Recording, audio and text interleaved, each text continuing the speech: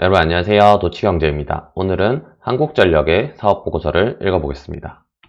네, 첫 번째 페이지 사업보고서 부분에 보면 2019년 1월부터 12월 31일까지의 사업보고를 말을 하는 거고 한국전력공사가 풀네임이고 전라남도 나주시에 본사를 두고 있습니다. 네, 로마자 1번 회사의 개요 부분을 읽어보면은 첫 번째로 연결대상 종속회사 개황이라고 해서 총 종속회사가 국내 41개, 해외 78개에서 총 100개가 넘는 연결대상 회사가 있고 주요 회사들만 제가 리스트를 뽑아봤습니다. 자산 규모가 대충 한 5천억 이상 정도 되는 회사들을 제가 꼽은 거고요. 보시면 수력, 원자력, 남동발전, 중부발전, 서부발전, 남부발전, 동서발전까지 해서 6대 발전사 회사가 있고 그다음에 한국전력기술, 한전 KPS, 원자력 원료, KDN 이 정도가 국내 주요 계열사들이고 두 개 홍콩에 있는 투자법인 하나 있고 멕시코에 있는 발전소 건설법인이 이렇게 있습니다. 보면은 규모가 제일 큰 게 아무래도 수력 원자력, 원자력 발전소와 댐, 수력 원자력을 하는 그런 발전소들 가지고 있는 수력 원자력이 제일 크고 그 다음에 이제 5대 화력 발전사 회사 중에서는 중부 발전이 좀 큰 편이지만 사실 발전량으로는 요 남동 발전이 제일 많거든요. 요거는 뒤에 가서 다시 한번 보겠습니다. 네, 그 정도고 그 외에는 다 좀 작은 회사들이다라고 알 수 있습니다. 주요 사업의 내용 부분을 보면은 이제 한국전력공사 같은 경우에는 전력자원의 개발, 발전, 송전, 변전, 배전, 어쨌든 전기 관련된 모든 사업을 하는 회사다라고 이해하시면 되고 그 다음에 이제 세부적으로 원자력 발전 사업을 하는 자회사, 화력 발전을 하는 자회사들, 그 다음에 전력 설비 정비, 그 다음에 발전소 설계, 전력 ICT 기타 등등 여러 가지 어쨌든 전기 관련돼서 화력이든 원자력이든 수력이든 이런 발전 서비스와 부가적인 정비와 IT 서비스를 하는 회사가 바로 한국전력이다라고 말을 하고 있습니다. 한국전력공사 기업 집단이라고 해서 한때는 대기업처럼 상호 출자 제한 집단으로 설정이 됐지만 2016년에 법이 바뀌어서 거기는 안 들어가고 어쨌든 기업 집단으로만 설정이 되어 있는 상태입니다. 총 31개 회사가 설정이 되어 있고요. 계속 보면 신용평가에 관한 사항이라고 해서 돈을 빌려가서 얼마나 잘 갚을까에 대해서도 말을 하고 있는데요. 한국전력공사는 공기업이죠. 공기업이기 때문에 사실상 정부와 동일한 수준의 그런 신용도를 보유하고 있습니다. 그래서 우리나라 정부가 우리나라에서 제일 믿을 만한 존재겠죠. 돈을 빌려가서 갚기에는. 그래서 가장 높은 등급인 트리플 A와 A1을 받고 있고요. 해외거든요. 이건 외화, 그러니까 달러나 유로 같은 걸로 이제 돈을 빌렸을 때 해외에서 보기에 한국전력이 얼마나 우량한 기업인가에 대해서도 보면은 AA급이에요. AA급이면은 트리플 A 바로 밑에 바로 한 단계 아래잖아요. 그래서 아주 우량한 기업이고 우리나라 정부가 해외에서 AA 플러스급으로 인정을 받고 있거든요. AA 제로 정도로 인정을 받는다는 거는 우리나라 거의 공기업이니까 정부와 거의 유사한 수준 한 단계 아래인 AA 제로로서 아주 우량한 기업이다라고 해외에서도 평가를 하고 있는 겁니다. 네, 다음을 읽어보면 이제 배당에 대해서도 설명을 하고 있는데요. 배당은 이제 2017년에 마지막으로 줬어요. 2017년에 주당 이제 790원 줬었고, 이게 배당 성량이 한 40%, 배당 수익률 한 2% 수준이었는데, 18년, 19년에 둘 다 배당을 아예 안 줬습니다. 왜냐면, 당연히 돈을 못 벌었기 때문이죠. 지금 단기 순손실로 연결 기준으로 마이너스 1조, 마이너스 2조 이렇게 나왔기 때문에 배당을 줄 돈이 없어요. 지금 돈을 못 벌고 있기 때문에 배당을 2년 연속 못 줬고 2020년에는 좀 흑자를 볼 수도 모르겠는데 이때 배당을 줄지 안 줄지는 좀 더 지나봐야 알 것 같습니다. 네, 이제 로마자 2번 사업의 내용 부분에 왔습니다. 사업의 내용을 보면은 한국전력이 하고 있는 사업은 크게 네 가지로 나눌 수 있고 전기 판매, 그러니까 우리한테 아니면 기업에 학교에 어디든 전기를 판매하는 한국전력의 본업인 전기 판매 부분이 있고 이 판매하기 위한 전기를 만드는 원자력 발전과 화력 발전 부분 이렇게 두 개가 있다라고 이해하시면 됩니다. 수력은 여기 포함되어 있고요, 원자력에. 그 다음에 신재생은 여기 이제 두 주에 나눠서 섞여 있습니다. 그리고 기타 부분은 아까 말했던 설계나 정비, 그 다음에 연료 공급, IT 서비스 이런 것들이 해당되는 게 기타 부문입니다.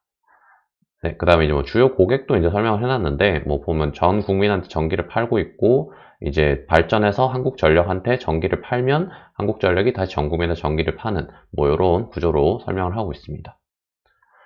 사업 부문별 요약 재무 현황이라고 해서 전기 판매, 원자력, 화력, 기타 이렇게 이제 요약 재무 현황이 나와 있는데, 뭐 재무 현황이라기보다는 매출 현황이거든요. 매출과 손익 현황을 보면은 일단 아까 잠깐 말했지만 19년, 18년에는 엄청 크게 적자죠.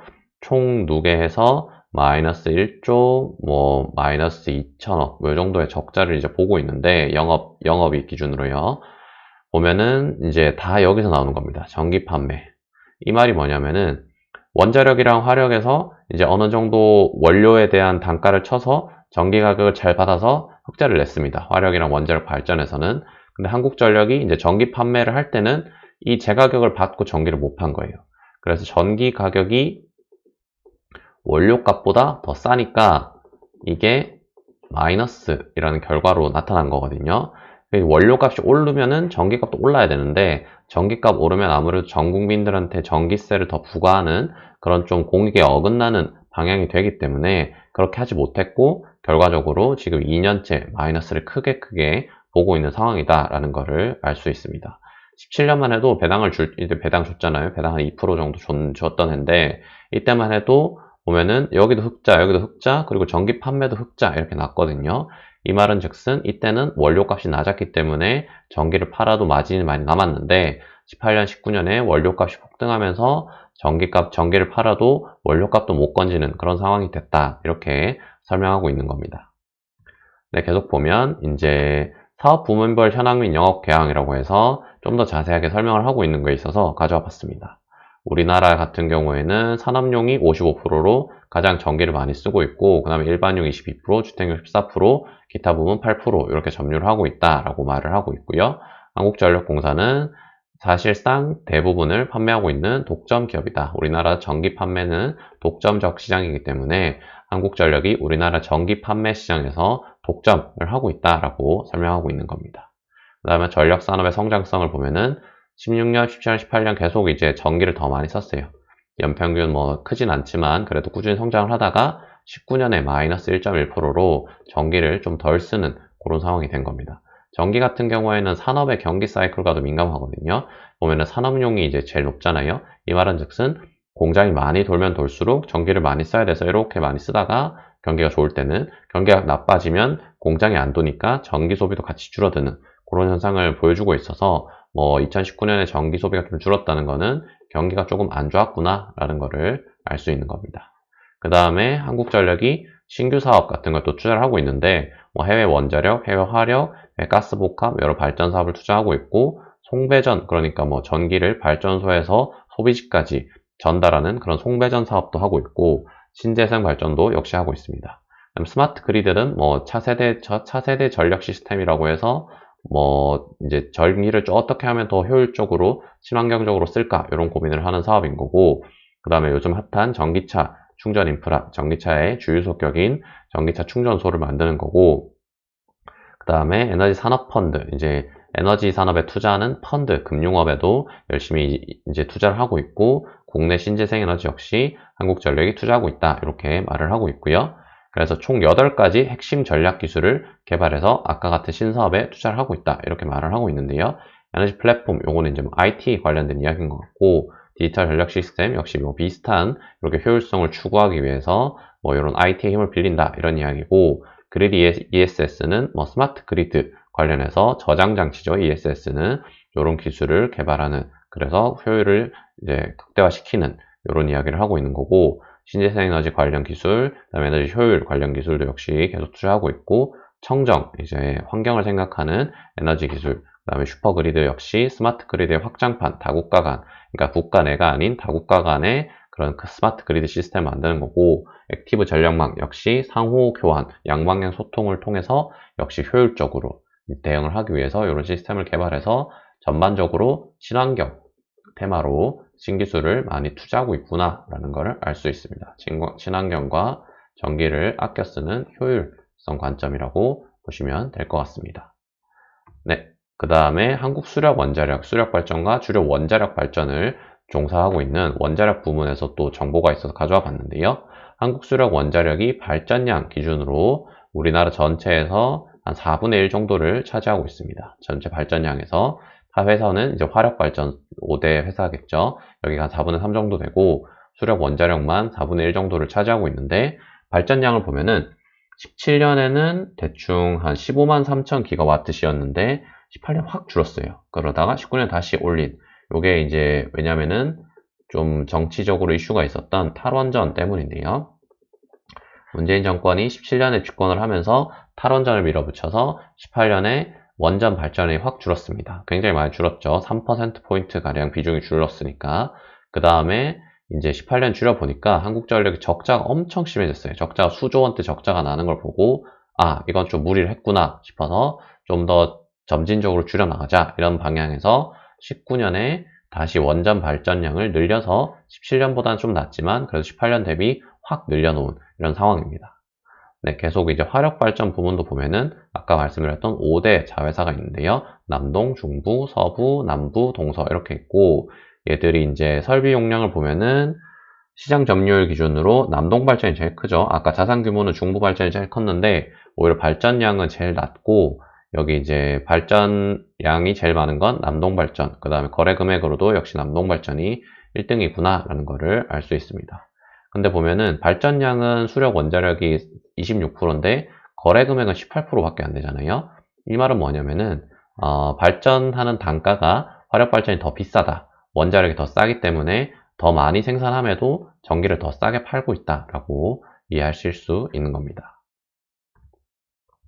네, 계속 보면 주요 제품 및 서비스라고 해서 전기의 가격 변동 추이라고 나와 있는데요. 전기비가 얼마나 오르고 내렸냐 이런 거를 이야기하고 있는 겁니다. 보시면은 17, 18, 19년에서 거의 변동이 없어요. 보면은 뭐 오히려 내리면 내렸지 뭐 내렸잖아요. 그 주택용 같은 경우에는 산업용이 제일 많은데 산업용 같은 경우에도 오히려 조금씩 내렸다가 뭐 약간 올랐는데 큰 변동 없이 어쨌든 원료 가격이 크게 연동되지 않고 일정한 수준으로 유지되고 있구나. 오히려 내렸으면 내렸지 계속 유지되고 있구나 라는 거를 알 수 있는데 보면은 원자력 발전 매출과 화력 발전 매출 요거는 연료비에 연동이 되거든요. 연료비에 연동이 돼서 전기의 판매 가격이 정해지는데 보면은 원자력 발전은 한 60대에서 꾸준히 이제 왔다 갔다는 있지만 오히려 더 올랐다 싸진 경우고 화력 발전 같은 경우에는 17년에는 여기 보면은 이제 77 수준까지 있었어요. 물론 남동 발전은 좀 싼 편이긴 하지만 77에서 90까지 오릅니다. 18년에. 연료비가 확 뛰었죠. 연료비가 확 뛰면서 전기 판매 가격 확 뛰고 18년, 19년에 약간 낮아지긴 했는데 17년 대비해서는 어쨌든 다 비싼 편이고 가장 비싼 곳은 지금 102원까지 올라가 있는 상황입니다. 그러니까 17년에서 18년 확 오르고 19년 약간 꺾인. 그래서 연료비가 확 올라서 지금 한국전력이 18, 19년에 연료비 부담이 컸겠구나 라는 거를 알 수 있고 그나마도 연료비가 저렴한 원자력 발전 비중을 18년에도 워낙 줄였고 19년에도 아직 17년보다 낮다 보니까 지금 연료비가 싼 걸 많이 해서 좀 단가를 낮춰야 되는데 그러지 못하고 연료비가 비싼 화력 발전의 비중을 높이다 보니 전기비는 일정한 수준인데 연료비가 높아져서 한국전력이 마이너스 폭이 아주 커졌겠구나 라는 거를 추측할 수 있는 거죠.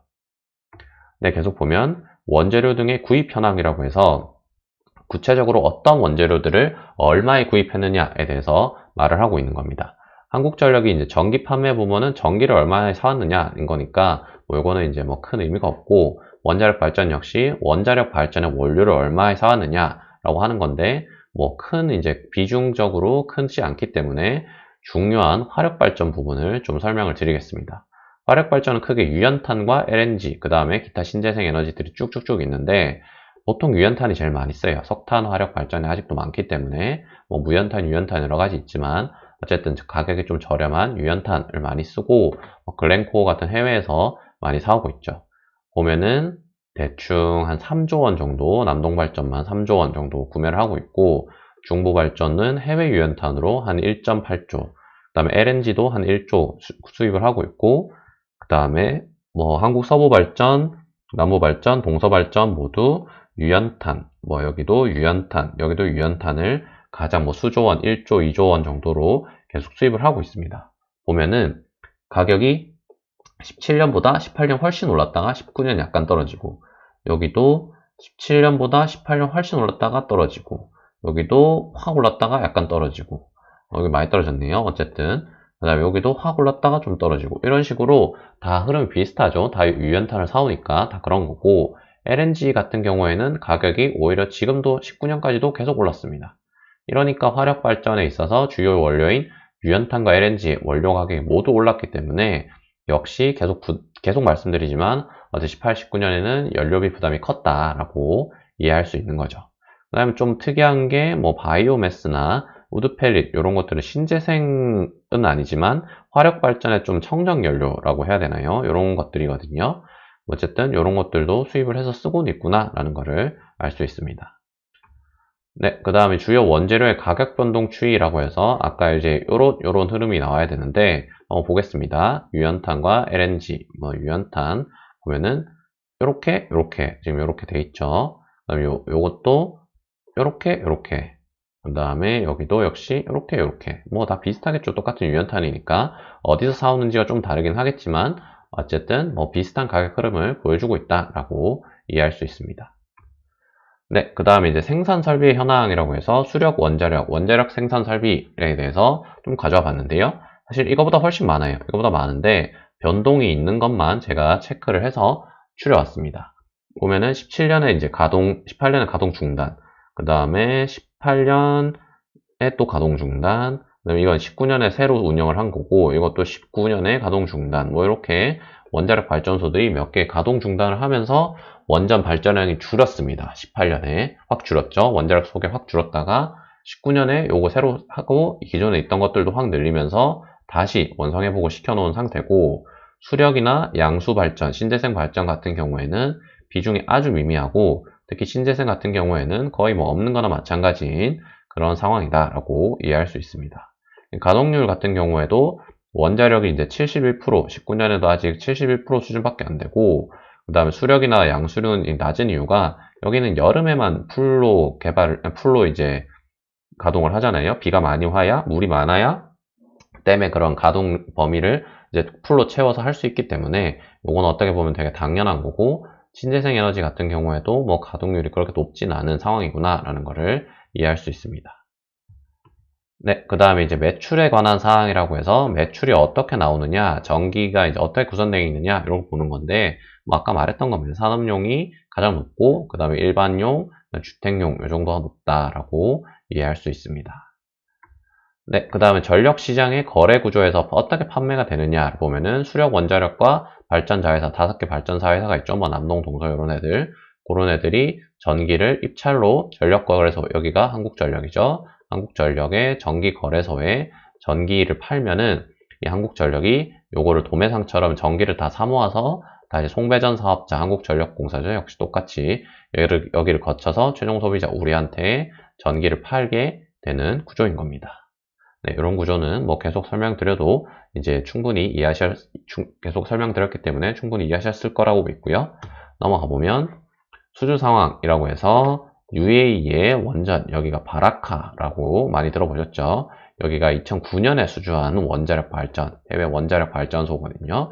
2020년 올해 이제 말에 다 4호기까지 다 완공을 해야 되고, 총 수주 금액은 놀라지 마십시오. 이거 22조입니다. 22조 5천억 규모의 아주 초대형 해외 원전 수주 산업인 거고, 총 4호기까지 올해 말까지 2020년 말까지 다 건설을 완료하는 것으로 계획이 잡혀 있습니다. 네, 그 다음에 한국전력 역시 연구개발 활동을 계속하고 있는데요. 보면은 좀 안타깝게도 2017년 대비해서 19년의 연구개발비가 이렇게 줄고 있습니다. 뭐 물론 돈을 못 벌기 때문에 그런 것도 있겠지만 정부 보조금도 이렇게 줄어드는 게 조금 슬프긴 하네요. 그리고 이제 매출 대비로는 뭐 매출 자체가 조금 줄긴 했기 때문에 이렇게 줄면서 매출액 대비 비중도 좀 줄고 있는 모습을 보여주고 있습니다.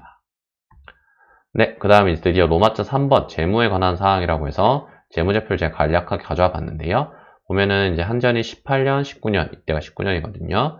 2019년, 18년에 좀 힘들었다라는 거를 제가 계속 말씀드렸는데, 자산 규모는 그래도 꾸준히 증가했어요. 하지만 이게 부채로 증가한 거고, 실제로 자본 규모는 계속 이렇게 감소를 하고 있는 상황이고, 이렇게 감소한 이유는 당연히 영업 적자, 여기 보면 19년에 지금 마이너스 1조 찍었잖아요. 그리고 당기순이익 같은 경우에도 마이너스 1조, 마이너스 2조 이렇게 2019년에 아주 그냥 이렇게 마이너스를 크게 찍었구나 라는 거를 알 수 있습니다. 참고로 2020년에는 엄청 많이 회복할 거라고 이제 예상을 하고 있는데, 곧 결과가 나올 테니까 한번 기다려보면 알 것 같습니다. 네, 그 다음 이제 주주에 관한 사항이라고 해서 한국전력의 주주든 누구냐라고 설명하고 있는 부분인데, 한국산업은행이죠. 뭐 정부입니다.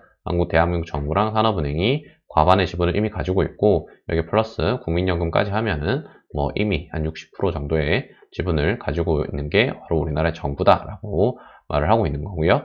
산업은행은 당연히 우리나라 정부가 100% 지분을 가지고 있는 국책은행입니다.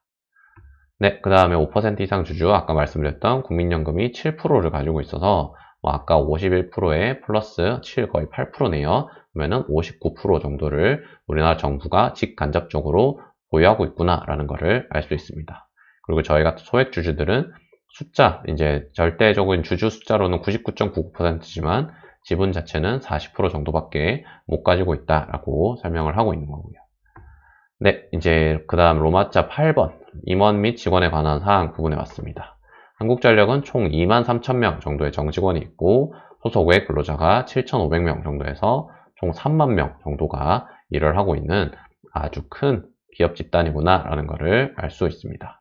그리고 1인 평균 급여액은 정규직 기준으로 연봉이 한 8천만 원 정도 되고, 근속연수는 15년 정도 되는 아주 이제 오래오래 다니는 공기업스러운 역시 회사구나 라는 것을 알 수 있습니다. 네, 여기까지 한국전력의 사업보고서를 읽어봤고요. 궁금하신 사항 있으면 댓글로 남겨주시면 답변 드리도록 하겠습니다. 감사합니다.